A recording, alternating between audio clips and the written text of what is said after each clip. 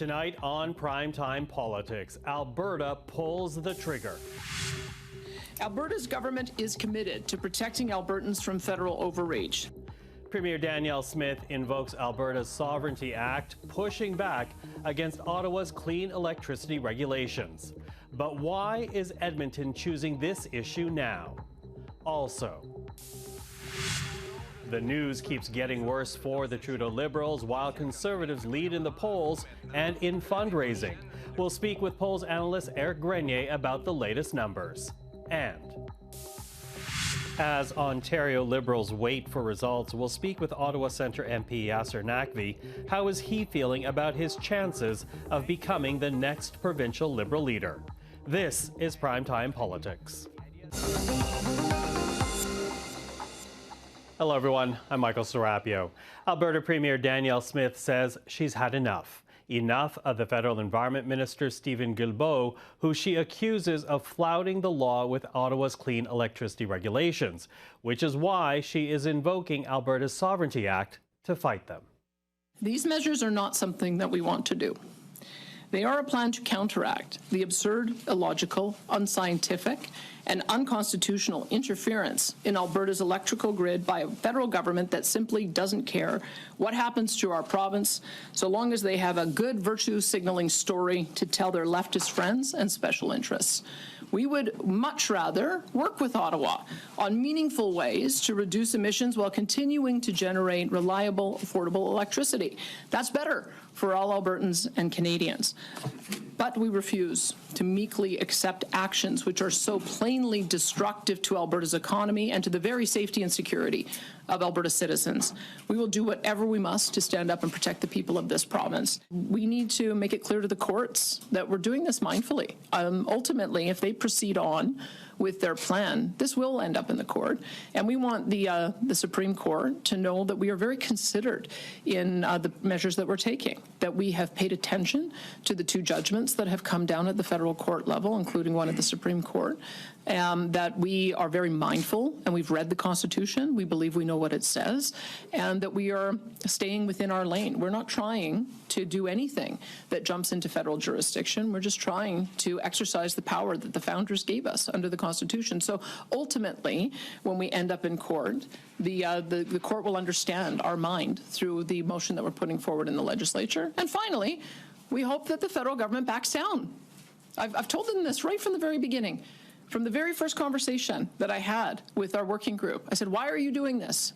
Because we know it won't work here. You're just putting us in a collision course where we'll be fighting with each other for months. Why don't we just work together on a 2050 target? It's been my consistent position from the very moment that I spoke with Justin Trudeau and the ministers that are at the table with us. So I'm hoping that they now understand that we're serious, that we are going to preserve the integrity of our power grid in whatever way we need to, so that we can get back to the table and talk about the ways in which we can agree. Well, we will certainly learn more about the invocation of the Sovereignty Act when Alberta's Premier makes an official statement to the legislature tomorrow. But today we did hear from the federal Environment Minister, who says he is willing to be flexible with Alberta. We have been working in good faith with the Government of Alberta for many months now as part of a working group to explore both the clean electricity regulation as well as the oil and gas cap. And not once in the many meetings that we've had with them did they raised the Sovereignty Act motion, which jeopardized the collaboration that we've had so far. But like the province of Alberta, we agree that we need to develop a clean grid that is affordable and reliable. Of course we agree on that, because it's the foundation of a prosperous and clean future for all Canadians. The draft regulations that I introduced this summer provide a lot of flexibility for many jurisdictions across the country who still use fossil fuels, and more specifically natural gas, to continue doing so after 2035. There is no cliff, as Premier Smith has said many times, for those jurisdictions using natural gas. But it is true that we want to limit as much as possible the use of fossil fuels as part of our grid in 2035. But it's not a fossil fuel-free grid in 2035. It's a carbon-neutral grid. We want to minimize the use of fossil fuels and maximize the use of renewable energies. This seems to be part of a new tradition of the Alberta government to ideologically position their government on issues of clean electricity, renewable energy. They have put a moratorium, Premier Smith has put a moratorium on place, which is jeopardizing $30 billion worth of investment in the province, putting thousands of jobs at risk. With more, we're now joined by Chris Severson-Baker, Executive Director of the Pembina Institute. Chris, thank you for joining us this evening. My pleasure. Now, with the invocation of this act, the Alberta government essentially is making this argument that Ottawa's clean electricity regulations will hurt households and businesses in Alberta by making it more expensive to heat their homes and turn on the lights. What do you make of that argument? We've done our own analysis to show how Alberta could achieve a net zero grid and maintaining affordability, maintaining the similar prices that we're experiencing today by 2035. And it boils down to scaling up solar and wind, which is abundant in Alberta, and combining that with natural gas-fired power plants that have carbon capture associated with them, which is also something that Alberta has a lot of experience with and has the right geology to undertake. And so we don't agree that it's not doable. In fact, we think it's very achievable, and it's what Alberta should be striving to do. Although Alberta, in also making the argument from the Danielle Smith, the government, they essentially say that, Alberta already has reduced emissions by more than 50% in the last 18 years. And that's because the province transitioned, as you know, away from coal-powered plants to natural gas plants. And essentially it seems that they want to have credit for that without having to move towards the 2035 target. What's your reaction to that? Well, I think a clean grid is the backbone of a net zero economy. And all of our competitors are very well aware of this. The United States has a similar target as Canada. The EU has a similar target. And frankly, international investors and companies are looking for places in the world to set up their operations and looking for places where they can get energy and materials, essentially, the so-called supply chain for the products that they want to build from places that have clean electricity, because they have commitments to achieve net zero in the future. And so it's really not it's not an advantage for any jurisdiction to try to hang on to a fossil fuel based grid.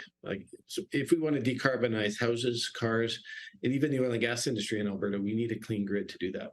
Okay, listen, I'm going to get into the impact of not turning towards a net zero grid sooner rather than later. But, of course, we also know that the province did create this moratorium on more clean energy sources like wind and solar. What's your reasoning behind that? Why do you think they did that? Honestly, I think that the decision to put a pause on renewable energy development in Alberta, on approvals for new projects, was just simply a bad decision. And it really has had a negative impact on how the investment community is looking at Alberta, not just in the renewable energy sector space, but across the energy sector. And expanding, invoking the Sovereignty Act, which is essentially saying, we're going to have a different set of rules in Alberta than what the federal government is putting in place for the rest of the country. Is going to create an enormous amount of uncertainty and just really extend the harm that moratorium had on a part of the energy system to the whole energy sector in Alberta. So why do you think this is being done then? Why do you think they're invoking the act right now? More political than policy front, do you think? Well, it really does. We've had some months of the new UCP government in Alberta, and it is very much looking like they're very committed to fighting with Ottawa, asserting their sort of more independence from the federal government, and less interested in attracting investment to the province, less interested in sort of creating stability, ensuring that there's jobs, and certainly much more interested in fighting with Ottawa than implementing their own climate plan. So we've heard a lot about Danielle Smith's commitment to achieving net zero by 2050, but there's been absolutely no policies put in place or even any discussion about how Alberta would start to make strides towards that. And so, I think, a lot of Albertans should be very concerned about what impact this is going to have on the economy. Should be concerned. What's your take of it, though? Are Albertans on side with Danielle Smith on this one? I think when people went to the polls, they were very concerned about the economy. They were very concerned about future prosperity. And I think a lot of people who typically voted conservative in the past voted conservative again because they associate the conservative brand with being strong on the economy. But we really haven't seen behavior that's consistent with how provinces tend to be governed in the past. No government has ever put a pause on development in the energy industry because there was a need to address some concerns with the pace of scale of development. That just simply has never happened. There's always been a process that's resolved those concerns while development continues to occur. And that's really, that's sort of taken for granted by companies that operate in Alberta and investors up until this year. You mentioned the economic impact. If you will, could you dig down deeper into that one? Because I do wonder, what is the danger if Alberta focuses on the original goal of net zero by 2050 rather than the more ambitious goal of 2035? Well, companies are looking at making very large-scale investments in power generation, in decarbonizing industrial operations, and decarbonizing oil and gas operations right now. Some of them are waiting for the rules to become clear, and they're at the same time they're trying to line up supporters and in the investment community to advance those projects. And it becomes extremely difficult to do that if you cannot explain to those investors what the rules of the game are going to be. So how a lot of these projects are in the $1 billion sort of price tag range.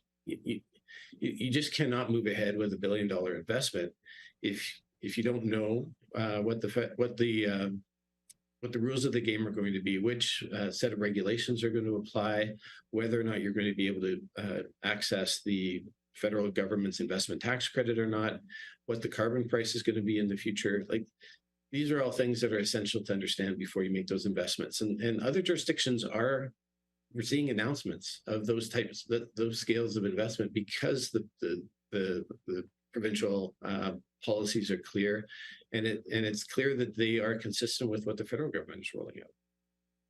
Chris Severson-Baker, really appreciate the time tonight. Thank you for that. My pleasure. Time now for a look at the other stories making headlines today. Both sides in the Israel-Hamas conflict have agreed to extend their ceasefire by 2 days.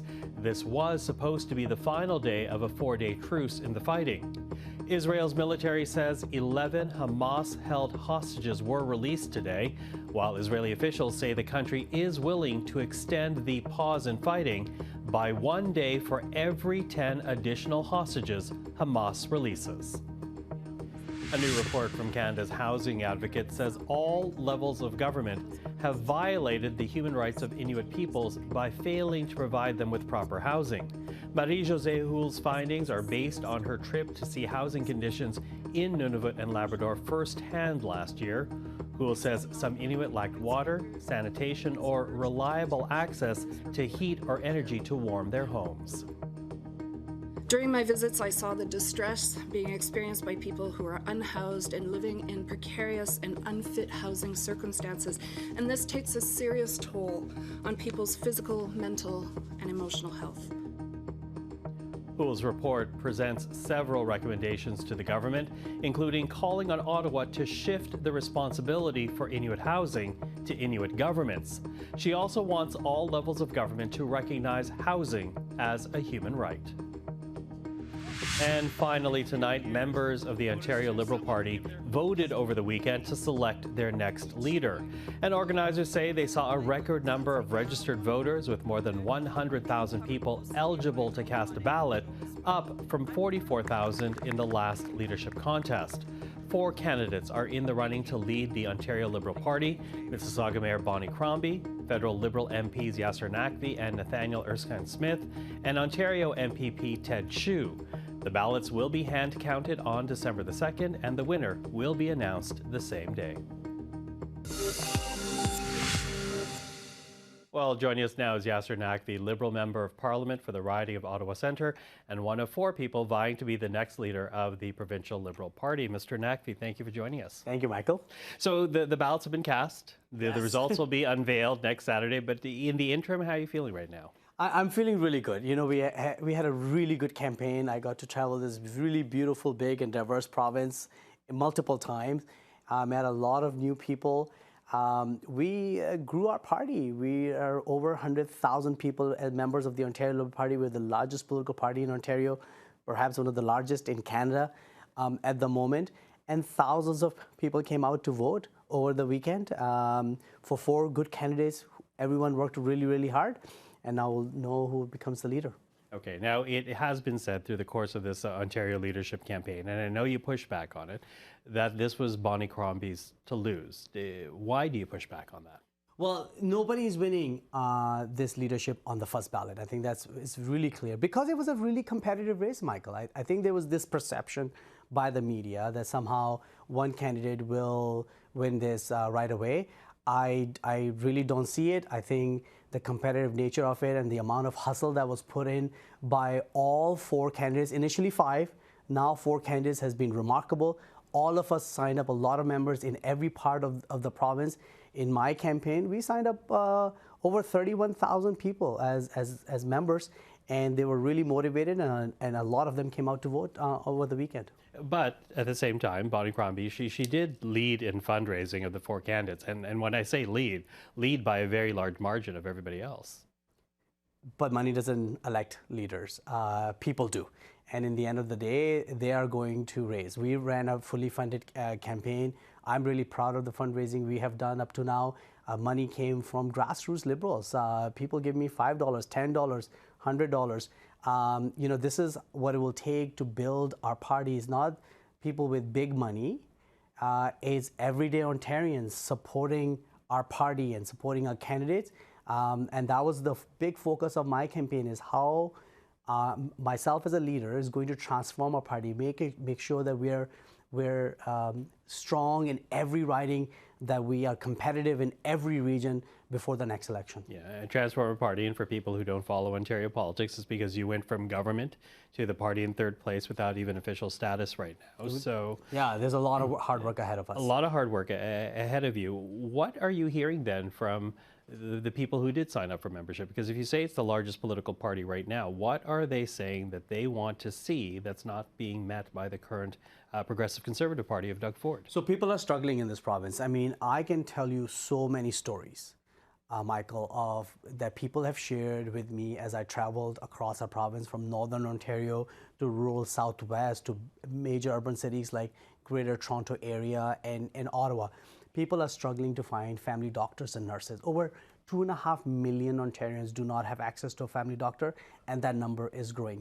Kids struggling in overcrowded classrooms. Number of kindergarten teachers I met who told them they have 35, 36, 37 4- and 5-year-olds in their classrooms, or young people working 2 or 3 jobs and still struggling to buy groceries or pay rent.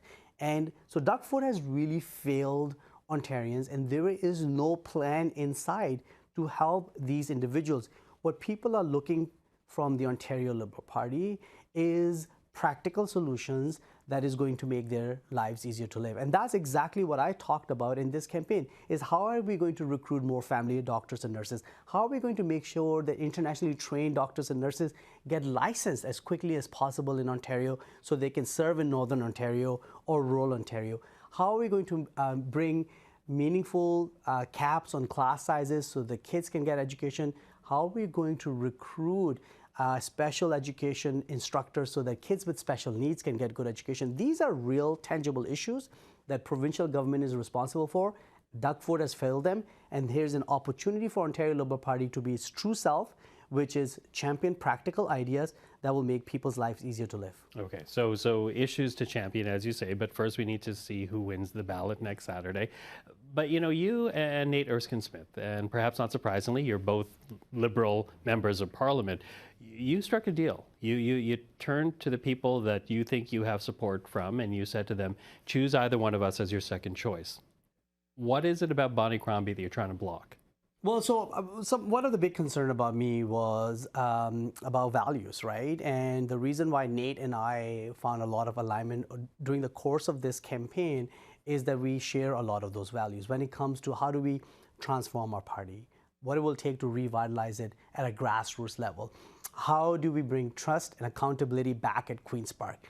What kind of steps we need to take when it comes to reforming lobbying, when it comes to reforming how money is raised in Ontario. And lastly is what are those liberal values when it comes to fighting, making sure healthcare is there in a public sphere, public education, and fighting climate change. So there was alignment in that. I talked about my concerns with Mayor Crombie's political instincts, her political style, and political Which you would friends. describe as what? Well, I think issues are. Let's take Greenbelt for example. You know, initially she said that she's open to land swaps on Greenbelt. Eventually, she changed her mind when there was a pushback. But I think it's indicative of political instinct. I had concerns about when she said that spending money on healthcare and childcare and dental care is too left, and we need to govern from right of center. That, in my view, is not liberal values. We're a party of practical ideas that really actually focuses on helping people and making their lives easier to live. So leadership races are about drawing contrast, making sure that we get the good vetting that we all get so people can make decisions. In the end of the day, the votes have been cast. I will respect the decision that is made by the political parties. I'm hopeful that I'm successful. If I'm not, I'm going to be standing shoulder to shoulder with my new leader and make sure that we defeat Doug Ford in 2026. So you will be leaving federal politics then, win or lose? Well, I've made that commitment. You know, I'm really concerned about the direction the province is going, and I've said my mission is to defeat Doug Ford in 2026, and in whatever role I can help rebuild the Ontario Liberal Party and ensure that in 2026 we've got a progressive, principled, liberal government in Ontario. I'm going to work very hard towards that. Okay, Yasir Naqvi, we are watching the results along with you. Thank you for joining us tonight. Thank you.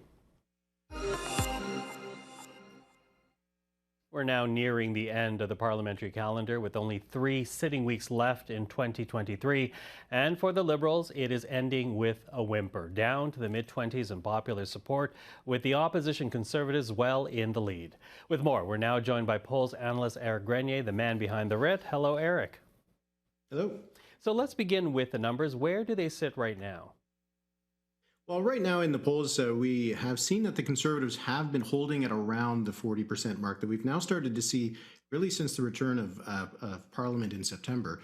And the Liberals are now usually about 15 points back, somewhere in the mid-20s at around 25%, followed by the New Democrats, who still are around the 19-20% mark that they've been at for the last few years. So we did see a lot of change earlier in the year, but over the last few months, it has been holding in what might become the new normal at this 40% for the Conservatives, 25% for the Liberals. Okay, might be the new normal. Compare that with the beginning of the year. As you said, we were watching this trend line since January, but the Liberals are certainly worse off now than they were in January.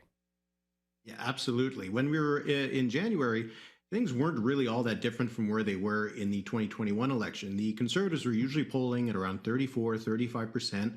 Pierre Poilievre had been leader for a few months, but it hadn't really seemed to move the numbers very much.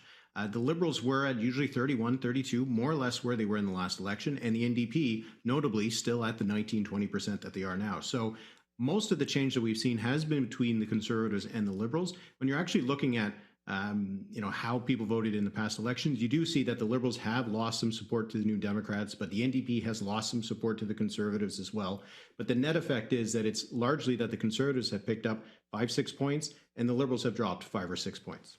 Okay, and what's interesting is that this is the time of year as well when people start focusing on fundraising numbers. And when you look at that, they really do seem to be backing up what we're seeing in the popular polls.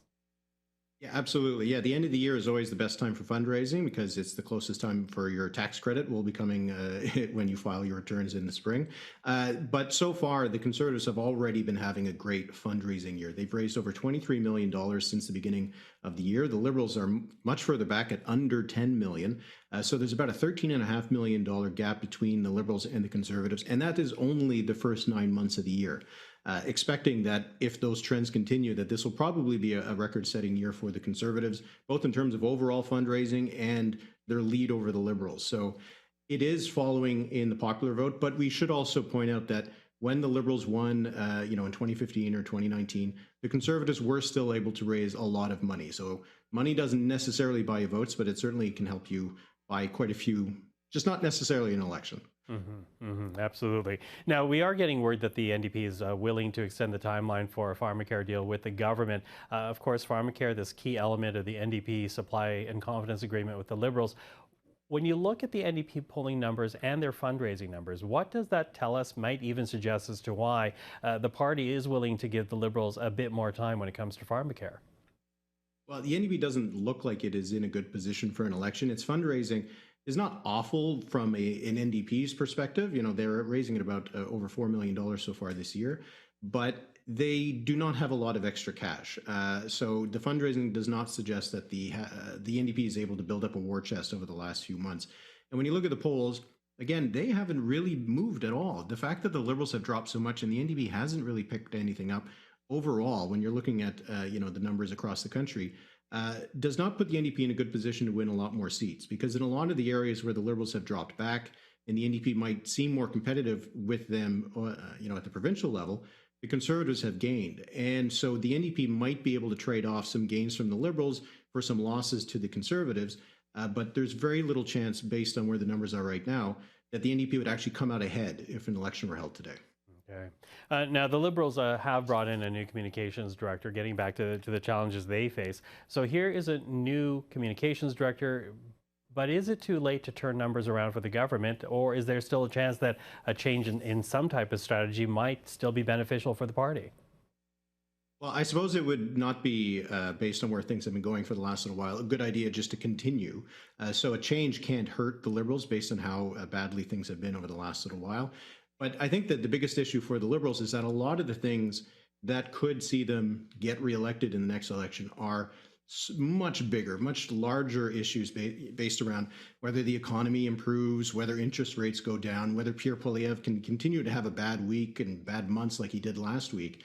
Those are things that are largely out of the Liberals' control. Tinkering around the edges might help, but really they need some much bigger bounces to go their way over the next year or two, depending on how long this parliament will last. Okay. Well, we are watching. Éric Grenier, always good to chat with you. Thank you for that. All right, thanks. Well, that is our program for this Monday evening. But before we leave, we do want to send out a special message to Conservative MP Raquel Danko. On Saturday, she took to social media to announce the birth of her daughter, Elizabeth Eden Gursky Danko, born at 8:46 p.m. on November the 20th. Ms. Danko says both baby and mama are healthy and doing well, and we here at CPAC just wanted to say congratulations. I'm Michael Serapio. Primetime Politics will be back tomorrow. We'll see you then. But up next, Esther Bégin avec l'essentiel.